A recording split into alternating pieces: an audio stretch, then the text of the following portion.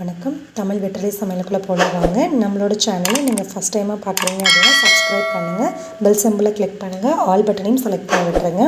இன்றைக்கி நம்ம என்ன ரெசிபி பார்க்க போகிறோம் அப்படின்னா ப்ரெட் வச்சுட்டு பக்கோடா பண்ண போகிறோம்.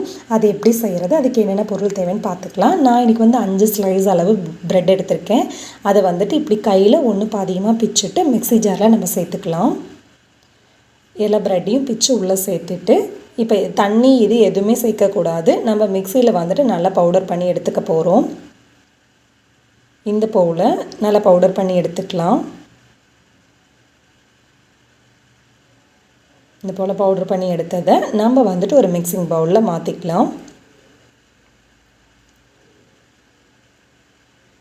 ப்ரெட்டு தூள் எல்லாத்தையும் நம்ம உள்ளே சேர்த்தாச்சு.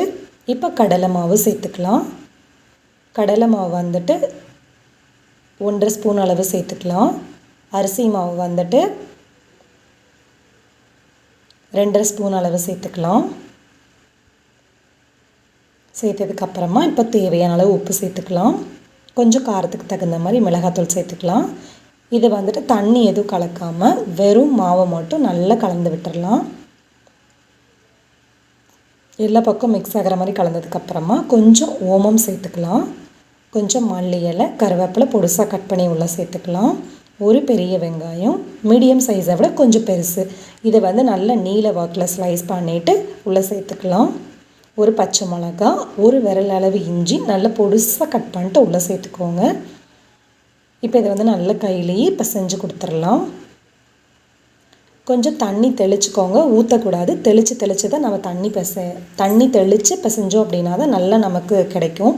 தண்ணி ஊற்றினோம் அப்படின்னா ஒரு மாதிரி கொதன்னு போயிடும். இந்த போல் நம்ம எல்லாம் நல்ல கையில் நல்லா பிசைஞ்சு கொடுத்து விட்டுடலாம்.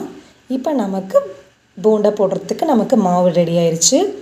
ஒரு சின்ன வாணலி வச்சுக்கோங்க. தேவையான அளவு ஆயில் சேர்த்துக்கோங்க. எண்ணெய் ஹீட் ஆயிடுச்சு என்னன்னு இப்படி கொஞ்சம் போட்டு பாருங்கள். எண்ணெய் ஹீட் ஆயிடுச்சு அப்படின்னா நம்ம எல்லாத்தையும் போட ஆரம்பிச்சிடலாம்.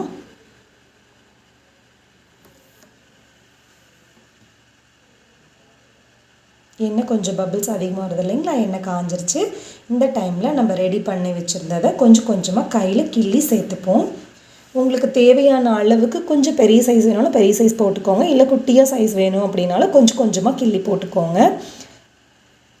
கிள்ளி போட்டுட்டு நம்ம நல்லா மொறுன்னு கிறிஸ்பியாக எடுத்து விட்டுறலாம். நல்லா முன்னாடி பின்னாடி நல்லா பிரட்டி விடுங்க. பிரட்டி விட்டு அடுப்பை மீடியம் லெவலில் வச்சுக்கோங்க. மிதமான தீயில வச்சுட்டு நல்லா முன்னாடி பின்னாடின்னு பிரட்டினீங்க அப்படின்னா தான் நல்லா எல்லா பக்கமும் கிறிஸ்பியாக நல்லா நமக்கு வெந்து கிடைக்கும். இது ப்ரெட்டு இருந்தது அப்படின்னா கொஞ்சம் டிஃப்ரெண்ட் டேஸ்ட்டில் நம்ம போண்டா செஞ்சு கொடுக்கலாம்.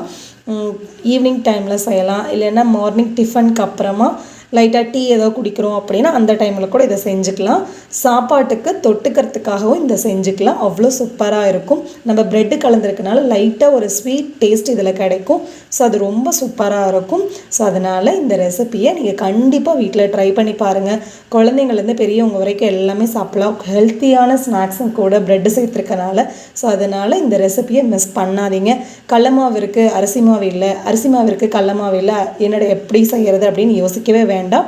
ஏதாவது ஒன்று இருந்தால் போதும். கடல மாவு மட்டும் இருக்குது அப்படின்னா கடல மாவோட அளவுக்கு தகுந்த மாதிரி நீங்கள் போட்டுக்கோங்க. அரிசி மாவு மட்டும்தான் இருக்குது, கடல மாவு இல்லை அப்படின்னா அரிசி மாவுக்கு தகுந்த அளவில் நீங்கள் போட்டு இந்த ரெசிப்பியை நீங்கள் கண்டிப்பாக வீட்டில் ட்ரை பண்ணி பாருங்கள். மிஸ் பண்ணிடாதீங்க ஃப்ரெண்ட்ஸ். அவ்வளோ நல்ல ரெசிபி, ரொம்ப சூப்பராக இருக்கும். இது ஒன்ஸ் செஞ்சிட்டிங்க அப்படின்னா அடிக்கடி இதை செய்ய சொல்லி கேட்டுகிட்டே இருப்பாங்க. அவ்வளோ டேஸ்ட்டாக இருக்கும். இதோட கூட லைட்டாக ஒரு தேங்காய் சட்னி இல்லை சாம்பார் வச்சு தொட்டு சாப்பிடையில அவ்வளோ சூப்பராக இருக்கும். எதுவுமே இல்லாமல் ப்ளைனாக சாப்பிட்டாலுமே ரொம்ப டேஸ்ட்டாக இருக்கும். குழந்தைங்களும் ரொம்ப விரும்பி சாப்பிடுவாங்க. நம்மளோட ஈவினிங் ஸ்நாக்ஸ் ப்ரெட் வச்சு கிறிஸ்பியான பக்கோடா சூப்பராக ரெடி ஆயிருச்சு. ஸோ இந்த ரெசிப்பியை கண்டிப்பாக வீட்டில் ட்ரை பண்ணி பாருங்கள். நம்மளோட சேனலுக்கு சப்ஸ்கிரைப் பண்ணுங்கள். தேங்க்யூ.